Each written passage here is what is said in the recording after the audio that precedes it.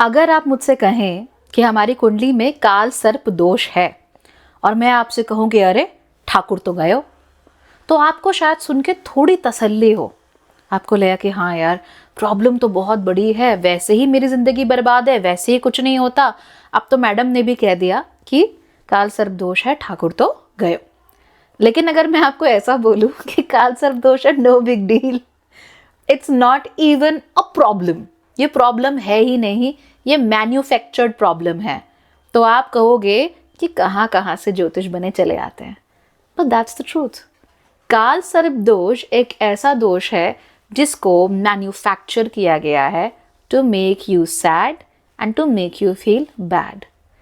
काल सर्प दोष के जो भी बताया जाता है कि राहु और केतु के बीच में सारे ग्रह आ जाते हैं एंड ऑल दैट, एंड उसकी वजह से आपकी ज़िंदगी बर्बाद है, लाइफ इज़ कम्प्लीटली रुइंड, फलाना पूजा कराओ, ये कराओ, वो कराओ। It doesn't mean anything. That's it. It does not mean anything. And let me tell you how. I'll tell you exactly what कालसर्प दोष is. और अगर कोई उसका सिर्फ एक, अगर हमें कोई जेन्युइन चीज़ देखने को मिलती है तो वो क्या है, वो मैं आपको बताती हूँ आज के वीडियो में। So let's get started. नमस्ते, भाग्यश्री होलिस्टिक एस्ट्रोलॉजी में आप लोगों का एक बार फिर से स्वागत है। यहाँ पर हम बात करते हैं पॉजिटिव, इंस्पायरिंग और होलिस्टिक एस्ट्रोलॉजी की, यानी कि एक ऐसा ज्योतिष जो कि आपके पॉजिटिव पॉइंट्स को मैक्सिमाइज कर सकता है और आपके नेगेटिव पॉइंट्स को मिनिमाइज करने में आप लोगों की मदद भी कर सकता है। तो अगर चैनल अच्छा लगता है तो सब्सक्राइब ज़रूर करो, और अगर सारे वीडियोस दूसरों से पहले देखना चाहते हो या फिर मेरे एक्सक्लूसिव वीडियोस देखना चाहते हो तो चैनल के मेंबर भी बन सकते हो। ऐसा करने के लिए सब्सक्राइब के बगल में जो ज्वाइन बटन है उस पर आपको क्लिक करना है। ऑलराइट, अब बात कर लेते हैं काल सर्प दोष की। काल सर्प दोष एक ऐसा दोष है जो मैंने बहुत ही रिसेंटली सुना है।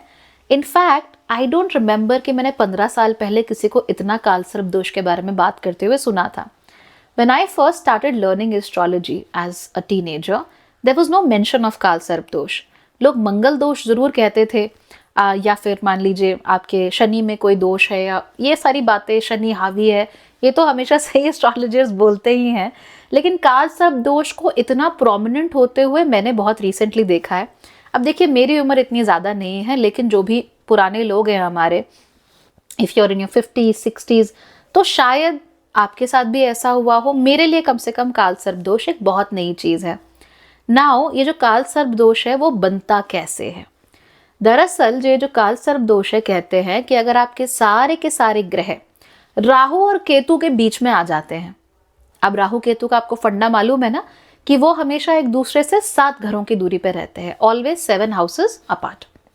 तो जब वो एक दूसरे से 7 घरों की दूरी पर रहते हैं तो आपकी कुंडली के बीच में ऐसा एक दंड सा, एक्सिस सा बन जाता है, जैसा कि आप यहाँ पर देख सकते हो उस ग्राफिक में। तो अगर सारे ग्रह एक तरफ हो जाते हैं राहु केतु के, उसको हम कहते हैं कि काल सर्प दोष लग गया है। अगर मान लीजिए 7 ग्रह हैं बचे हुए, उनमें से अगर 6 अंदर आ गए और 1 बाहर रह गया तो हम कहते हैं जी आंशिक काल सर्प दोष हो गया है। और राहु केतु की पोजीशन क्या है? 10वें घर में है राहु, 4थे घर में केतु, या पहले घर में राहु, 7वें घर में केतु। इन सब के अनुसार हमने 12 अलग अलग प्रकार बना दिए हैं काल सर्प दोष के।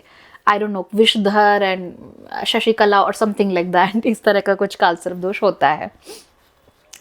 अब ये जो है, लोग कहते हैं कि जिनकी कुंडली में काल सर्प दोष होगा उनकी ज़िंदगी में लगभग बर्बादी हो जाती है, प्रॉब्लम्स हो जाती हैं, काम उनके बार बार रुकते रहते हैं, शादी नहीं होती तो बच्चे नहीं होते, बार बार चोटें लगती रहती हैं, so on and so forth. लेकिन let me tell you one thing, काल सर्प दोष से ऐसा कुछ भी नहीं होता, क्योंकि काल सर्प दोष होता ही नहीं है। दरअसल बात यह है कि जब भी बहुत सारे प्लैनेट्स एक साथ हडल अप हो जाते हैं कुंडली में, यानी एक ही साथ आ जाते हैं, तो उसकी वजह से उनकी एनर्जीज आपस में अच्छे तरीके से इंटरैक्ट नहीं करती हैं। उनकी एनर्जीज आपस में लड़ने झगड़ने लगती है। अब एनर्जीज के आपस में इसी झगड़े की वजह से हमारी ज़िंदगी के जो रिजल्ट्स होते हैं वो अच्छे नहीं आ पाते, उनमें हमें प्रॉब्लम्स देखने में आती हैं। और इसका जो सारा दोष है हम काल सर्प दोष पे लगा देते हैं, या फिर कहते हैं कि आंशिक काल सर्प दोष है, जबकि ऐसा कुछ भी नहीं है। आपकी कुंडली में राहु और केतु उतना ही रिजल्ट दे सकते हैं जितना कि राहु और केतु के डिस्पोजिटर देख सकते हैं। यानी अगर राहु आपकी कुंडली में मीन राशि में है तो आपके रिजल्ट उतने ही अच्छे या उतने ही खराब हो सकते हैं जितने कि गुरु के हो सकते हैं, right. So they are exponentially increased, लेकिन उनकी जो बाउंड्री है वो गुरु की बाउंड्री है, वो उस गुरु की बाउंड्री के बाहर जाकर अपने आप से कुछ नहीं कर सकते, क्योंकि राहु और केतु माना कि मैलेफिक हैं, माना कि उल्टे काम करते हैं, लेकिन उसके बावजूद भी ये छाया ग्रह है, तो इनकी अपनी कुछ बाउंड्रीज नहीं है, ये दूसरों की बाउंड्रीज पे ही हमेशा ऑपरेट करते हैं। तो अगर ये हमेशा दूसरों की ही बाउंड्री पे ऑपरेट करेंगे तो आप कैसे कह सकते हो कि ये अपने आप से कोई बहुत बड़ा दोष आपके ऊपर लगा देंगे। इनफैक्ट अगर आपकी कुंडली में ग्रहण योग भी है, यानी कि राहु केतु सूर्य चंद्रमा के साथ भी हैं, तो भी जो प्राइमरी रिजल्ट्स आते हैं वो सूर्य चंद्रमा के आते हैं। राहु की वजह से वो केवल दूषित होता है, राइट। तो पानी है लेकिन वो दूषित हुआ है, तो वो दूषण जो है उस चीज का वो राहु है, लेकिन जो पानी है वो राहु नहीं है। अगर आप खाली राहु को देख के कहोगे कि ओ राहु वहां पर बैठा है, so like this like that, no, not like that at all. That depends on the dispositor, that depends कि उस राशि का स्वामी कौन है, कहाँ बैठा है, कैसे रिजल्ट दे रहा है, सो ऑन एंड सो फॉर्थ। तो ये जब प्लैनेट्स एक साथ आ जाते हैं, एक साथ बैठ जाते हैं, तो एनर्जीज आपस में नेगेटिवली इंटरैक्ट करती हैं और वो जो रिजल्ट देती हैं उसको हम काल सर्प दोष का रिजल्ट मान लेते हैं, जबकि ऐसा कुछ भी नहीं होता है। I have seen a lot of people जिनकी कुंडली में काल सर्प दोष है और जो लोग अपने जीवन में बहुत सक्सेसफुल हैं, बिल्कुल जमीन से उठ के आसमान पे पहुंचे हैं, बेहतरीन शादियां हैं, बच्चों में कोई प्रॉब्लम नहीं है and they are doing well in their life. लेकिन क्या उनको प्रॉब्लम हुई ये चीजें पाने में? सर्टेनली। प्रॉब्लम क्यों हुई? क्योंकि ग्रह आपस में हडल्ड अप थे, एक साथ बैठे हुए थे, तो उनका ग्रहों का आपस में जो झगड़ा है या आपस में जो युद्ध चल रहा है उनका, उसकी वजह से रिजल्ट्स को उन्हें लाने में ज्यादा मेहनत करनी पड़ी, ज्यादा साधना करनी पड़ी, या फिर अपने माइंडसेट के ऊपर बहुत काम करना पड़ा। बट द मोमेंट उन्होंने वो माइंडसेट के ऊपर काम करना शुरू किया, चीजें जो उनको मिलनी थी, चीजें जिनके लिए वो मेहनत कर रहे थे, वो उनके लिए हुई। तो हम ये बिल्कुल नहीं कह सकते कि आपकी कुंडली में अरे जी काल सर्प दोष आ गया है, अब तो हो गया, कहानी खत्म हो गई, अब तो आपकी कुंडली एकदम निष्क्रिय हो गई, अब आपकी शादी नहीं हो सकती, अब आपके बच्चे नहीं हो सकते, अब आप नौकरी नहीं कर सकते, अब आपको कुछ नहीं हो सकता। ऐसे नहीं होता, absolutely not. I mean just go and check out, दुनिया में कितने सारे लोग हैं जिन्होंने बहुत कुछ किया है जिंदगी में। इज इट पॉसिबल कि उनकी किसी की भी कुंडली में काल सर्प दोष हो ही ना? ऑफ कोर्स होगा, and I am pretty sure आप बहुत बड़े बड़े लोग की काल सर्प दोष की कुंडली देख लोगे, but they have achieved great things, they have done great things, and उस ग्रेट थिंग का काल सर्प दोष से कोई लेना देना नहीं है, जो बाकी के ग्रह हैं उनसे लेना देना है, राइट। चलिए अब आपको एक कुंडली दिखाती हूँ जिसमें कि सो कॉल्ड काल सर्प दोष एक्टिवेटेड है।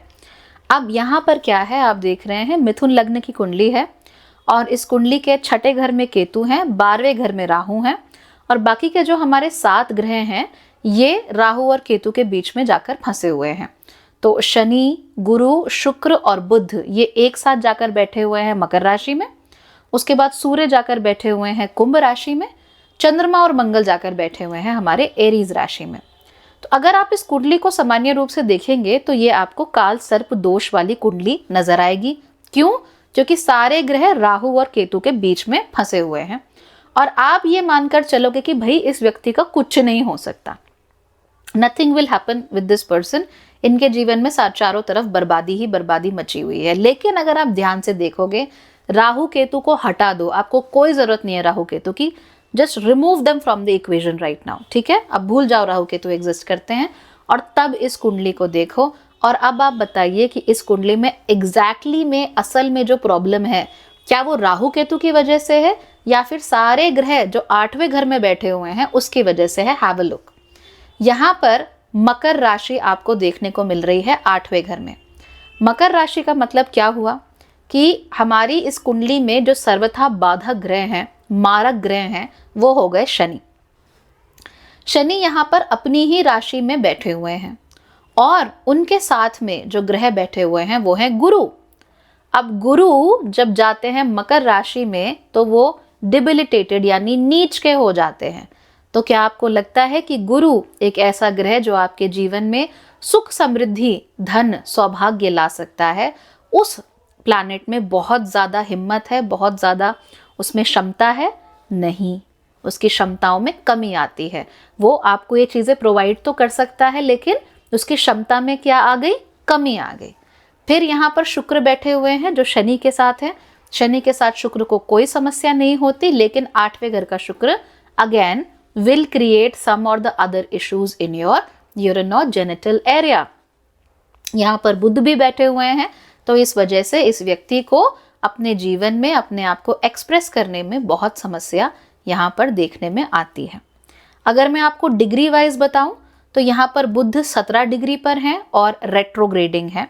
ओके, इस कुंडली के अनुसार तो 17 डिग्री पर बुध बैठे हुए हैं, 19 डिग्री पर गुरु बैठे हुए हैं, 26 डिग्री पर शुक्र बैठे हुए हैं जो कि अस्त हैं। उसके बाद 13 डिग्री पर शनि बैठे हुए हैं। तो देखिए, शनि और बुध इनका आपस में एक बहुत गहरा कॉम्बिनेशन है। मकर राशि में जो गुरु हैं वो भी बुध के बहुत करीब हैं और शुक्र सबसे आगे हैं, जिसमें शुक्र अस्त हो गए हैं और बुध आपके रेट्रोग्रेड चल रहे हैं। ये है इस कुंडली की हकीकत। और क्योंकि ये इस कुंडली की हकीकत है, इसलिए इस व्यक्ति को शादी के बाद प्रॉब्लम्स होंगी, राइट? चीज़ों को मैनेज करना आसान नहीं है। लेकिन उसकी एक और बड़ी वजह है कि इनके खुद के परिवार में भी तरह तरह की बातें एक साथ होंगी, बहुत गुत्थम गुत्था होगी। परिवार आपस में ही बहुत इरिटेशन, बहुत झगड़ा, बहुत कुछ चल रहा होगा। परिवार से संस्कार जो मिलने चाहिए वो नहीं मिल रहे हैं। उल्टा अगर शादी कर लेते हैं तो वहाँ पे भी इश्यूज। अगर इनके लिए कोई रिलेशनशिप्स इनकी ज़िंदगी में आते हैं, यानी शादी करा या दूसरा कोई भी रिलेशनशिप है, दोस्त है, प्यार है खास तौर पे, वहाँ पर भी इनको इश्यूज आएंगे, क्योंकि उनकी बुद्धि अलग अलग डायरेक्शन में जाएगी। एक साथ बहुत सारी बातें इनके दिमाग में आएंगी, जिसकी वजह से ये कभी भी फोकस नहीं कर पाएंगे। अब फोकस नहीं रहेगा। अब आप देखिए कि उनका चंद्रमा कहाँ है। चंद्रमा और मंगल एक साथ बैठे हुए हैं 11वें घर में, जिसमें कि हमारे जो चंद्रमा है उनकी डिग्री है 20 डिग्री और मंगल है 27 डिग्री में। तो बहुत गहरा कंजंक्शन तो नहीं है, थोड़ा लूज कंजंक्शन इन दोनों के बीच में हमें बनता हुआ दिख रहा है। ऐसे में हम क्या करेंगे, क्या देखते हैं कि ये व्यक्ति बात बात पर खुद को ब्लेम करता है। बात बात पर खुद के लिए उसको लगता है something is wrong with me, things are not going right for me, कोई ना कोई मेरे लिए प्रॉब्लम क्रिएट हो रही है। इनके जो 10वें घर का स्वामी है और जो 7वें घर का स्वामी है, वो दोनों एक साथ, इनका 10वां और 7वें घर का स्वामी एक ही है जो है गुरु, जो कि नीच के हैं। सो हमको प्रोफेशन में समस्या आ सकती है, शादी में समस्या आ सकती है, सर्टनली वो तो हमें देखने को मिल ही रहा है। उसके साथ साथ ही वक्री कौन है, इनके पहले और चौथे घर के स्वामी, वो वक्री होकर 8वें घर में बैठे हुए हैं शनि, गुरु और शुक्र के साथ। तो क्या इनको सेल्फ आइडेंटिटी में मैं कौन हूँ और ये जानने में समस्या आ सकती है? बिल्कुल आ सकती है। इनके जो पहले और चौथे घर के स्वामी हैं, यानी इनकी आइडेंटिटी, ये क्या सोचते हैं, इनका घर बार, इनका रुपया पैसा, चल संपत्तियां जो हैं, उनके स्वामी बैठे हुए हैं 8वें घर में और वो वहाँ पर वक्री होकर बैठे हुए हैं। तो क्या इनको अपनी आइडेंटिटी को पहचानने में, ये कौन है, क्या करना चाहते हैं, क्या बनना चाहते हैं, ये सब चीज़ों को फिगर आउट करने में टाइम लगेगा, सर्टनली टाइम लगेगा। क्या ये बहुत ज़्यादा ओवर थिंकिंग करेंगे? डेफिनेटली ओवर थिंकिंग करेंगे। So there will be a lot going on in their brain. हमने राहु केतु को तो यहाँ कंसिडरेशन में लिया ही नहीं है। आप इस कुंडली से, अब मैंने बिल्कुल ऊपर से एक स्नैपशॉट ही लिया है, आप इस कुंडली को और ध्यान से देखिए। आप इस कुंडली में और चीज़ें फिगर आउट कीजिए, कहाँ डिग्री है, कहाँ क्या है, कहाँ कंबशन है, सब चेकआउट कीजिए। राहु केतु को इक्वेशन से बाहर निकाल दीजिए। जस्ट चेकआउट किए सारे ग्रह एक दूसरे के साथ कैसे इंटरैक्ट कर रहे हैं। शनि, बुध और शुक्र ये सभी गुरु के मित्र नहीं होते हैं क्या? तो गुरु और शुक्र का आपस में बाधा लगती है, बिल्कुल लगती है। वो एक दूसरे के साथ वो रिलेशनशिप नहीं बना पाते। बुध और शुक्र आपस में बहुत अच्छे मित्र होते हैं, बुध और शनि आपस में बहुत अच्छे होते हैं, शनि के साथ शुक्र बहुत अच्छे होते हैं। तो यहाँ पे ऑड वन आउट जो बनते हैं वो गुरु बनते हैं। गुरु वो जो नीच के भी हैं साथ साथ और 8वें घर में जाकर बैठे हुए हैं। सो वी नो कि प्रॉब्लम्स आ कहाँ से रही हैं। द मोमेंट हमें पता है कि प्रॉब्लम कहाँ से आ रही है, हम उस प्रॉब्लम को सॉर्ट आउट करेंगे and everything is okay. It has nothing to do with Rahu and Ketu. Literally nothing to do with Rahu and Ketu. हाँ, काल सर्प दोष जब लगता है, खासतौर पे इस कुंडली का भी एग्जाम्पल आप देख सकते हैं, तो एक चीज़ ज़रूर होती है, वो चीज़ मैं मानती हूँ, वो ये होती है कि जब आपकी कुंडली में ये सो कॉल्ड काल सर्प दोष लगता है तो आपको अपना जीवन प्रेशर कुकर की तरह महसूस होता है. प्रेशर कुकर का मतलब क्या हुआ? आप हमेशा प्रेशर में रहते हो. क्यों? क्योंकि इतने सारे प्लैनेट्स आपस में गुत्थम गुत्था हो रही है, right? You always feel like कि आपके सर पे कोई तलवार लटक रही है. आपको परफॉर्म करना है. You have to get things done, you have to make things happen. शादी करनी ही है, ईंट से ईंट जुड़नी चाहिए बस, है ना? होनी चाहिए शादी. So you get desperate. होना है, मुझे 1 लाख रुपया महीने का कमाना ही है, होना है, मुझे मैनेजर बनना ही है, मुझे 1 करोड़ का घर चाहिए ही चाहिए.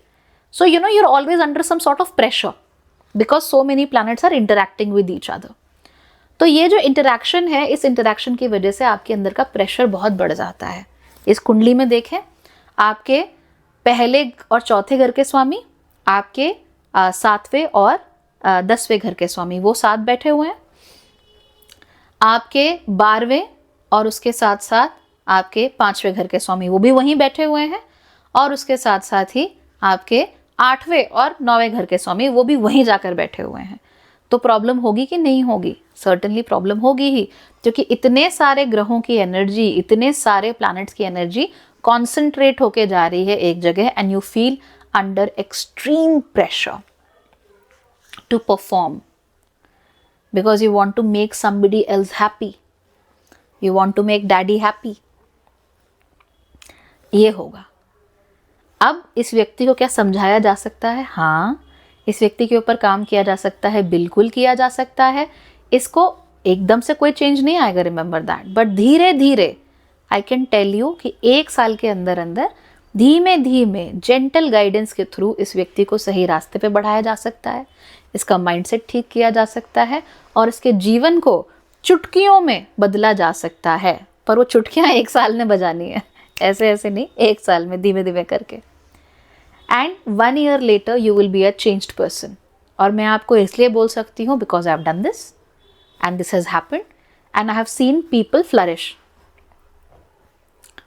तो ज़्यादा डरो नहीं, ज़्यादा परेशान मत हो. बहुत सारी बातें बोली जाती हैं, ऐसा कुछ नहीं होता. Everything is manageable. बहुत ही कम कुंडलियाँ ऐसी होंगी वेयर एवरीथिंग इज अनमैनेजेबल. और ऐसी कुंडलियाँ भी देखी है मैंने, but they are rare, very rare, कि वहाँ आप कुछ कर ही नहीं सकते हो.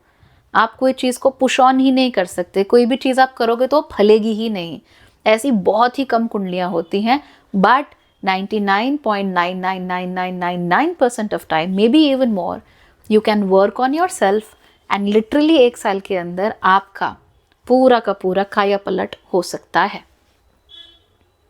ओके इसलिए काल सर्प दोष हो, कोई भी दोष हो, डरना नहीं है. फिगर आउट करना है कि हो क्यों रहा है, ठीक है, वजह क्या है, कौन से प्लैनेट पे काम करना है और कैसे काम करना है. और जैसे ही आपको ये चीज़ पता लगती है, आपको और टेंशन लेने की कोई ज़रूरत नहीं है. There is nothing like a काल सर्प दोष. कोई सांप बैठ के काले रंग का या आपको थ्रेटन नहीं कर रहा है. और बुरे सपने आना, काम में थोड़ी बहुत रुकावटें लगते रहना, ये कोई ऐसी चीज़ नहीं है जो कि स्पेशली आप ही के साथ हो रही है. It can happen to a lot of different sorts of people. हाँ, लेकिन वजहें अलग अलग हो सकती हैं. वो वजह फिगर आउट करना आपके ज्योतिषी का काम है. वो आपको फिगर आउट करेंगे, आपको बताएंगे, आप रेमेडीज़ देंगे, आप उनको सुनेंगे, उनकी बात मानेंगे और अपने जीवन को बदलता हुआ देखेंगे. Simple as that. All right, so don't be afraid, do good in life and have fun. Bye bye.